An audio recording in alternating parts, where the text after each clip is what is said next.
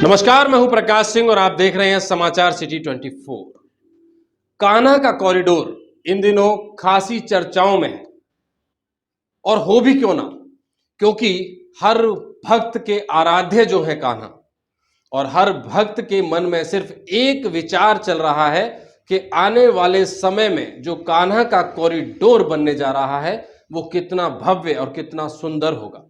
लेकिन अगर दूसरी ओर बात करें, जिन लोगों के घर, मकान, दुकान और उनके आशियाने इस कॉरिडोर की भेंट चढ़ रहे हैं, उस परिधि में जिनके घर आ रहे हैं, उनकी चिंताएं, उनकी रातों की नींदें मानो हराम सी हो चली हैं। इन नींदों को राहत देने के लिए एक ऐसी शख्सियत जिसने रात दिन मेहनत करके कॉरिडोर का एक ऐसा मैप तैयार किया है जिससे न सिर्फ मकान टूटने से बचेंगे, बल्कि जो कान्हा के वृंदावन की गली गलियारे यानी कुंज गलियां हैं वो भी टूटने से बच सकती हैं। तो सबसे पहले स्टूडियो में मैं स्वागत करूंगा ऐसी शख्सियत का। हमारे बीच नीरज जी मौजूद हैं। नीरज, आपका सबसे पहले स्वागत। और मैं आपको बता दूं कि नीरज साहू वो शख्सियत है, बहुत कम उम्र में इन्होंने अपने आप को इतना एक्सपर्ट बनाया कि कान्हा का प्रेम इनके सर चढ़ के बोल रहा है। कान्हा की दीवानगी इनको इस कद्र उकेरने के लिए मजबूर कर रही है कि इन्होंने अपनी कला का प्रदर्शन करते हुए एक ऐसा डिजाइन, एक ऐसा मैप तैयार किया है जो कान्हा के कॉरिडोर को न सिर्फ भव्य बनाएगा बल्कि उन लोगों के लिए भी राहत भरा हो सकता है जो आज लोग आंदोलन कर रहे हैं कि उनके घर, मकान, दुकान टूटने की कगार पे। तो सबसे पहले मैं आपसे जानना चाहूंगा कि कैसे ये प्रेरणा आपको मिली, कहां से इस प्रेरणा की उत्पत्ति हुई, क्या हुआ ये सब?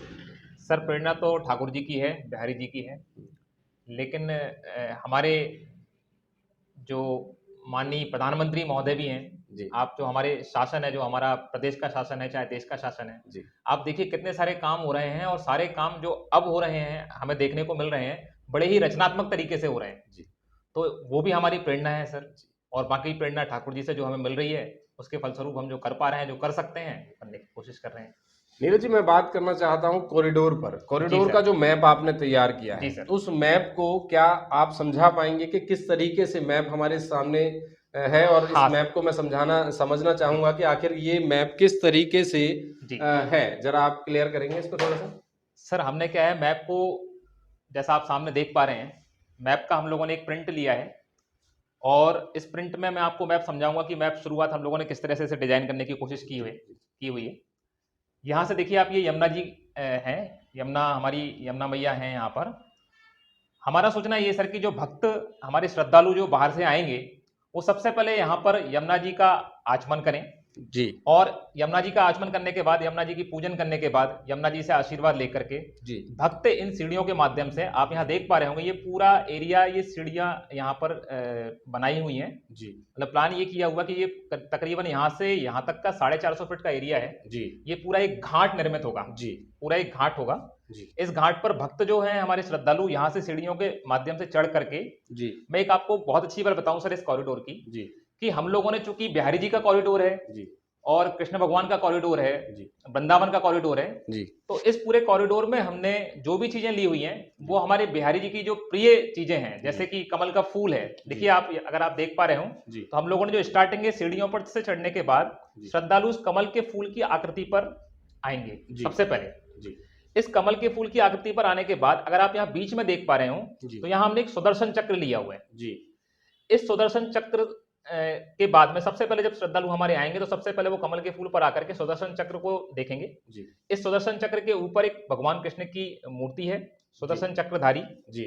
यहाँ आप देख पा रहे हो नीले कलर में ये वाटर बॉडी है। बिल्कुल बिल्कुल। यहाँ 8 कलियां हैं, इन 8 कलियों में गौमुख बने होंगे, गौमुख से यमुना जल निकल करके इन वाटर बॉडी में जा रहा होगा। जब हमारे श्रद्धालु यहाँ से आगे बढ़ेंगे तो आगे बढ़ने के बाद आप देख पाएंगे ब्रजनुमा ये आकृति दिखाई दे रही है जी। तकरीबन ये 650 फीट ये इसकी लंबाई है जी, और 80 फीट इसकी चौड़ाई है जी। यहाँ पर श्रद्धालु जब आगे बढ़ेंगे तो इस ब्रिज के बीचों बीच में, मैं फिलहाल इसे ब्रिज कह रहा हूँ, एक पुल कह सकते हैं हम इसे हिंदी में। इस पुल के ऊपर सर हम लोगों ने देखिए एक मोर पंखी की आकृति में कुछ इस तरह के शेल्टर बनाए हुए हैं। इस शेल्टर में अगर आप यहाँ देख पा रहे हो इस तरह से, जो हमारे श्रद्धालु आएंगे वो धूप में बारिश में शेल्टर का उपयोग कर सकते हैं। इसकी जो आकृति है ये बिल्कुल मोर पंखी की तरह से है। बहुत सुंदर, बहुत ये सर 1 2 3 4 5 6 और 6 12 शेल्टर है सर ये। इसकी चौड़ाई 80 फीट, जैसा कि मैंने अभी आपको बताया। बीच बीच में बैठने के लिए यहाँ पर स्थान हम लोगों ने बनाए हुए हैं।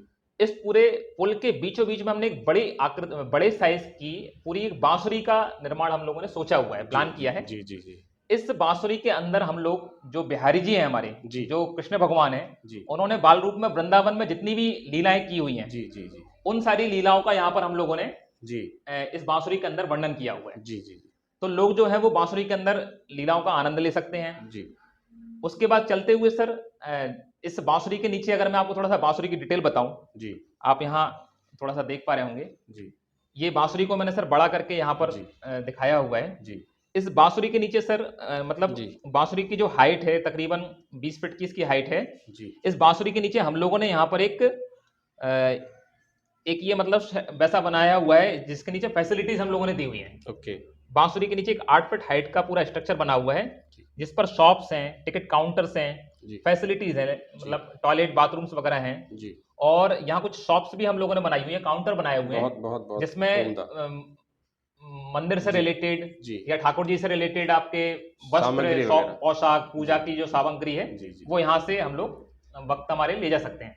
मेरा एक सवाल यहाँ पे ये आ रहा है आपसे कि अभी मैं जो देख पा रहा हूँ, जैसे आपने कहा कि यहाँ से आप श्रद्धालु जो एंटर करेगा उसके बाद यहाँ से ये ब्रिज जो आप नाम दे रहे हैं, ब्रिज से होता हुआ जाएगा, यानी कि ये एंट्रेंस रहेगी बिहारी जी मंदिर, ये कहना चाह रहे हैं। तो ये जो बीच में बांसुरी जो आप दिखा रहे हैं, जिसका नीचे आपने डिटेल्स दी हैं, तो ये बांसुरी इसके इस जो ब्रिज रहेगा, जो गलियारा रहेगा, उसके बीचों बीच रहेगी। जी हाँ, दोनों तरफ से, ऊपर से और नीचे से श्रद्धालु जा आ सकते हैं। जी हाँ जी इसमें सर देखिए 3 एक्सेस हम लोगों ने रखे हुए हैं यहाँ पर।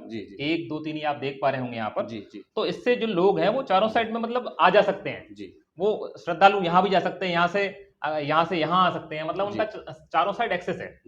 वो उसका उपयोग कर सकते हैं। अभी मैं देख पा रहा हूँ कि बीच में जो आपने इसको लंबाई इसकी बढ़ा दी है। जी हाँ, आपका कहने का मतलब हुआ कि जो अभी तक का एक मैप निकल के आया था, उस मैप में हम देख पा रहे थे कि 5 एकड़ की बात चल रही थी। जी हाँ, 5 एकड़ भूमि की जगह चौड़े जो साइज था, चौड़ीकरण जो हो रहा था, उससे काफी लोगों के मकान दुकान टूट रहे थे। उसमें आपने मेरे ख्याल से इसको लंबा करके हमने और यहाँ पर जो आप ये दिखा रहे हैं कि आपने यमुना जी के किनारे इसको बड़ा स्पेस दे दिया, यानी जितने लोग हैं वो यहाँ रुक सकते हैं, यहाँ पे यहाँ से प्लानिंग हो सकती है और यहाँ से श्रद्धालु 1 बाय 1 करके बिहारी जी के दर्शन करने के लिए जाएंगे।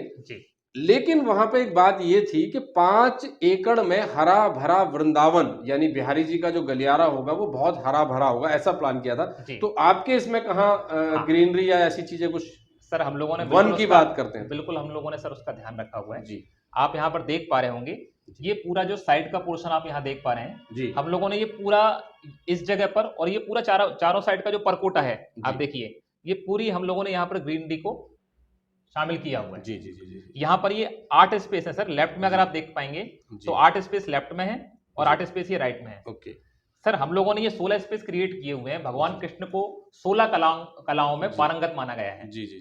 तो सर उन 16 कलाओं को हम लोगों ने समर्पित करते हुए ये 16 वनों का निर्माण किया हुआ है। मतलब ये जो 1 2 3 एंड ऐसे करके 8 और 8, हाँ ये 8 नीचे है सर, ये 8 ऊपर। जी हाँ, यानी कि 16 पार्क रहेंगे यहाँ। हाँ, गार्डन रहेंगे, 16 वन होंगे। 16 कलाओं से युक्त 16 वन कह सकते हैं। वाह, क्या बहुत अच्छी आपकी प्लानिंग है। इसके बाद में सर आप अगर आगे चलेंगे, जैसे बिहारी जी के हमारे प्राकट्यकर्ता हैं स्वामी हरिदास जी, बहुत सुंदर, तो वो फिलहाल उनका एक स्थल निधिवन में है। लेकिन सर हमने उनको भी यहाँ पर, चूंकि भक्त आ रहे हैं तो भक्तों को उनका भी एक आशीर्वाद एक साथ में मिल सके, तो यहाँ पर आगे चल के हम लोगों ने एक मंदिर का निर्माण किया हुआ है। इस मंदिर में ठाकुर जी भक्त जो है पहले हरिदास जी के दर्शन करेंगे, उसके बाद फिर वो बिहारी जी के दर्शनों के लिए आगे बढ़ेंगे, आगे जाएंगे। बहुत अच्छा। तो ये अभी जो मैं देख पा रहा हूँ कि टेम्पल जो है, गर्भगृह जो रहेगा बिहारी जी का, इसको आपने शंख का आकार दिया। हाँ जी। तो यानी इम्पोर्टेंस इसकी ये दिखती है, अब तक जो मैं स्टोरी आपकी समझ पा रहा हूँ, जी कि सबसे पहले तो आपने लोटस का आकार दिया, जी हाँ सर, यमुना जी के साथ कनेक्ट किया, जी हाँ सीढ़ियां बनाई, लोटस का आकार दिया, लोटस के बाद बांसुरी नुमा इसको बनाते जी हाँ, हुए इस गलियारे को लेके गए, और गर्भगृह पर जब आप पहुंच रहे हैं तो उसको भी आपने शंख का आकार जी दिया। हाँ सर। यानी हमने ये यहाँ पर आपकी इम्पोर्टेंस जो दर्शा रही है, जी वो ये दर्शा रही है कि बड़ा तो बने जी लेकिन भव्य भी बने। सर, हमने ये भी मतलब हमने ये सोचा है सर, प्रायोरिटी ये रखी है कि श्रद्धालुओं की सुविधा के साथ साथ हमारे ठाकुर जी की सुविधा भी होनी चाहिए। जी श्रद्धालुओं की प्रिय वस्तु जो चाट पकौड़ी यहाँ की फेमस है, उसका भी श्रद्धालु आनंद लें, जी। और हमारे बिहारी जी को भी कम से कम एक उनकी जो प्रिय वस्तु है, मोर पंखी है, हाँ। या फिर लोटस है, या फिर बांसुरी है, या शंख है, तो ये ठाकुर जी को भी तो अच्छा कुछ नहीं, निर्माण मैं- हो रहा था, वो ठाकुर जी के निमित्त भी नहीं तो नहीं, होना मैं चाहिए देख ना। पा रहा हूँ नीरज जी, शेल्टर जो बना रहे हैं आप, जी शेल्टर हाँ। को आपने इस तरीके से डेकोरेट किया है, जी शेल्टर हाँ। को भी मोर पंख का डिजाइन जी दिया हाँ, है। जी मतलब हर हाल में भाव आपका जो है वो भगवान जी श्री कृष्ण से, कान्हा की हर वो चीज इसमें उत्प्रोत करने की जी हाँ। कोशिश की है, वो केरी है आपने, इसके लिए बहुत बेहतरीन, मुझे बहुत अच्छा लगा।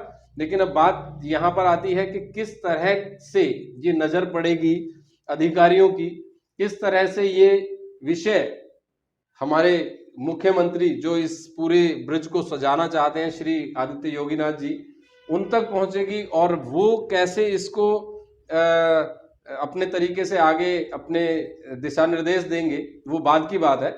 लेकिन फिलहाल की बात यह है कि आपकी आकृति बहुत अच्छी है, आपने किस, अब ओवरऑल बात मैं ये कहना चाहता हूं कि ये सब बनाने के लिए जी सर।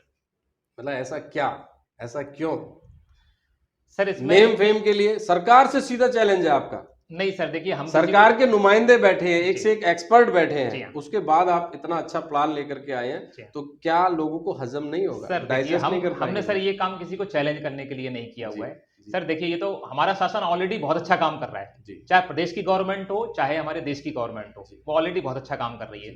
लेकिन सर चूंकि मैं एक ब्रज का बासिंदा हूँ, जी ब्रज के का एक बासिंदा, एक निवासी होने के कारण मेरा भी एक सर एक आप ये मान लीजिए कि कॉरिडोर के माध्यम से जो हमारी गवर्नमेंट है वो एक माला ठाकुर जी के चरणों में अर्पित कर रही है। क्या बात, तो हमारा सर सोचना केवल इतना सा है कि उस माला में कुछ फूल, 2 4 5 10 फूल सर अगर हमारी क्रिएटिविटी के, हमारी रचनात्मकता के अगर उस माला में शामिल हो सकते हैं और इस कॉरिडोर का निर्माण हो सकता है, तो सर हमारे लिए सौभाग्य की बात होगी। नहीं बहुत अच्छा नीरज जी, आपने जो बात कही, आपने जो बात रखी, मैं तो सिर्फ यहाँ अपने दर्शकों को सिर्फ इतना सा बताना चाहता हूँ कि जिस तरह से नीरज जी ने इस पूरी प्लानिंग को सामने रखा है, निश्चित तौर पे काबिल तारीफ है।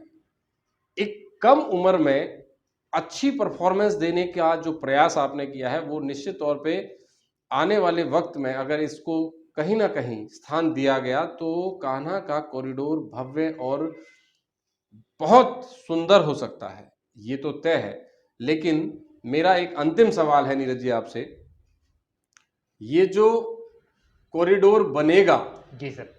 इसका स्ट्रक्चर तो आपने नहीं प्लान किया, डिजाइन आपने दिया? हाँ, डिजाइन किया हुआ सर। देखिए हम टेक्निकली हम लोग ना तो आर्किटेक्ट है सर, ना हम लोग इंजीनियर हैं। हाँ। हम लोग डिजाइनर है सर। हम लोग डिजाइन तो कर सकते हैं, लेकिन ये डिजाइन सर हम लोगों ने जितना हमको आता है, जितना हमारे अंदर ज्ञान है, जितना मेरे साथ में मेरे भाई हैं, हम लोगों ने आपस में डिस्कस करके जितना हम टेक्निकली इसको सोच सकते थे, क्योंकि सर हमारे पास कोई डेटा नहीं है। जी मैंने सर जब ये हमारे दिमाग में जब ये प्लानिंग आई, तो हम लोगों ने इस तरह से एक मैसेज बनाया कि अगर हमें डेटा मिल जाए, कोई हमें सपोर्ट मिल जाए, जी गवर्नमेंट की तरफ से कोई इंजीनियर, कोई आर्किटेक्ट हम लोगों को थोड़ा सा सपोर्ट कर दे, तो सर ये सारी चीजें जो अभी फिलहाल डिजाइन दिख रही है, आप देखिएगा बिहारी जी ने चाहा तो एक दिन वास्तव में ये कॉरिडोर आपको स्वरूप साकार दिखाई देगा। क्या बात, मतलब बिना डेटा के, कितनी बड़ी बात कह दी, कोई डेटा नहीं सर, बिना डेटा के ये प्लानिंग की है, और कब इसको साकार रूप में देखा जाएगा ये एक वक्त का इंतजार रहेगा, और कैसे ये सब साकार हो पाएगा इसके लिए अभी आने वाला जो वक्त है उसका इंतजार हमको करना चाहिए। कुछ भी कह पाना कि किस रूप में रहेगा कान्हा का भव्य कॉरिडोर, क्या जो नीरज साहू ने प्लान किया है ऐसा कॉरिडोर हो पाएगा, ये कह पाना तो बड़ा मुश्किल है। लेकिन मैं जितना देख पा रहा हूं, हमारे दर्शक जितना देख पा रहे हैं, कॉरिडोर बहुत ही भव्य होगा यदि नीरज साहू की प्लानिंग को साथ में जोड़ लिया जाए। अब आने वाला वक्त बताएगा कि क्या इस कॉरिडोर की प्लानिंग पर कोई नजर डालेगा, या फिर ऐसे एक उम्दा कलाकार की कलाओं को यूं ही ध्वस्त होते हुए पूर्व की भांति देखा जाएगा। समाचार सिटी 24 की हर ताजा तरीन खबर के लिए आप हमारे साथ यूं ही जुड़े रहिए।